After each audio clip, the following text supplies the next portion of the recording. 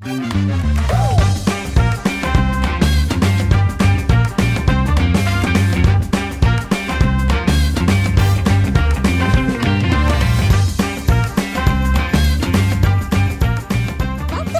Lab. This week, we're talking about a battle that called for a little extra cooperation. So, why don't we work together to open up the show? Yeah, okay. Welcome to the show. Everyone, hey, that's my line. What are you doing?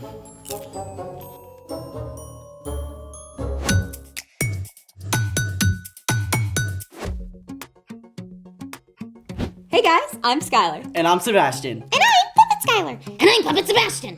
This month, we're talking about the way God created us to work with others. And all things we can do better together. Okay, I gotta ask, what's with the puppets? You don't like your mini-me?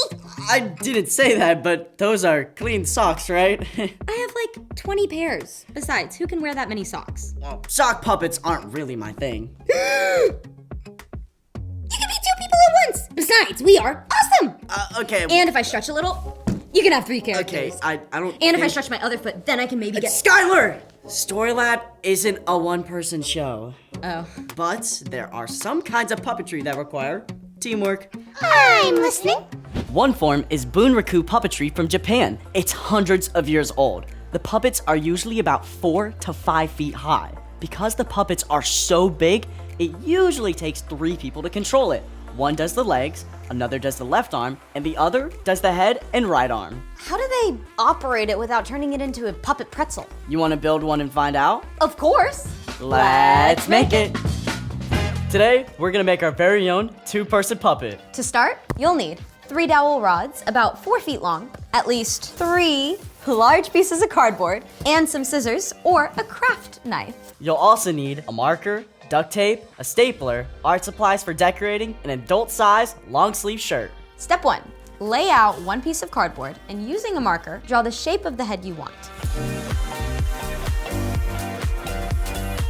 Step 2. Using a large pair of scissors or a craft knife or even some tin snips, cut out the head. Warning! Always get a grown-up to help when you use sharp tools.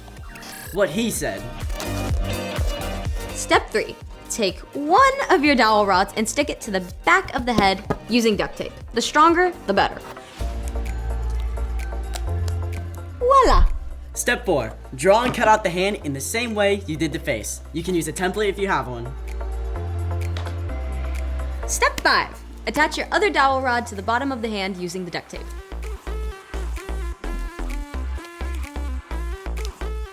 Like this. High five. I gotta hand it to you. These rods sure are handy. Step 6. Put the rod with the head down through the top of the shirt and then either tape or staple the top of the shirt to the bottom of the head. And then you're gonna do the same for the dowels with the hands and the shirt sleeves.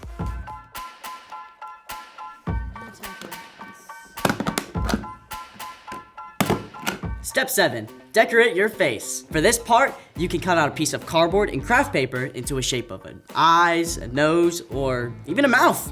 Or whatever. And in honor of our Showtime theme, I have a design that's perfect for this occasion. Welcome to the dramatic world of Story Lab. A place filled with wonder and with fun.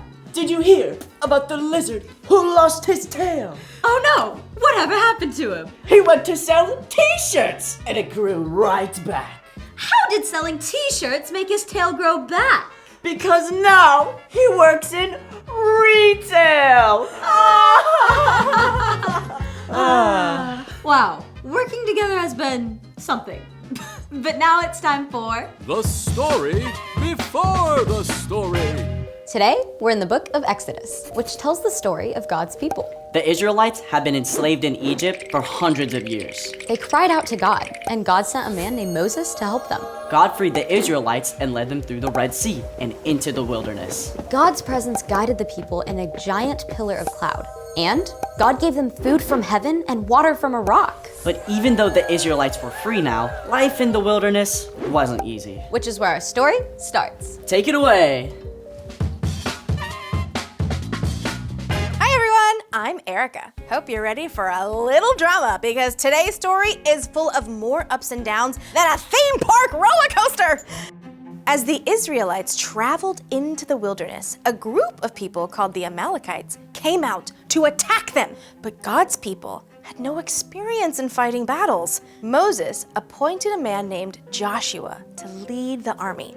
Choose some of our men, then go out and fight against the Amalekites. Tomorrow I will stand on top of the hill, holding the walking stick God gave me. Now, you should know, Moses' walking stick was special. God had once turned his staff into a snake and back again, and also told Moses to raise it up high to part the Red Sea. As the inexperienced soldiers prepared for battle, they probably felt completely overwhelmed. Oof, this is so heavy. Is there a right way to hold a sword? When morning came, the two armies met on the field of battle, while Moses, his brother Aaron, and their friend named Hur stood atop the nearby hill. Moses raised his hands with the staff, and the battle went well for God's people. We've got him on the ropes now, boys! But as Moses grew tired and lowered his arms, the Israelites had a bad time. Whoa! Help! But, as you can imagine, Moses put his arms right back up in the air. And sure enough, the Israelites began to win again. But as the battle continued through the heat of the day, it became harder and harder for Moses to keep his hands up. Look at him. He's gonna drop. Moses can't do this alone. Aaron and Hur found a large rock for Moses to sit on. Then, they stood alongside and held his arms up for him. Once again, the battle went well for God's people. And by the end of the day, they defeated the Amalekites completely. Victory is ours! God gave Moses a way to help the Israelites by raising his arms up high. But Moses couldn't do it alone. Instead, Aaron and Hur worked together to help Moses and all of God's people win the battle. The end! So Aaron and Hur saw Moses was struggling. And when they helped him, they helped the armies of Israel too. That's so cool. I call it a win-win. So, what's our part in the story? Well, just like Moses' friends saw when he needed help, we can pay attention and jump in when our friends need help. That's one way to cooperate. Cooperation is working together to do more than you could do alone. Like maybe you've got a friend who's really stressed about a math test.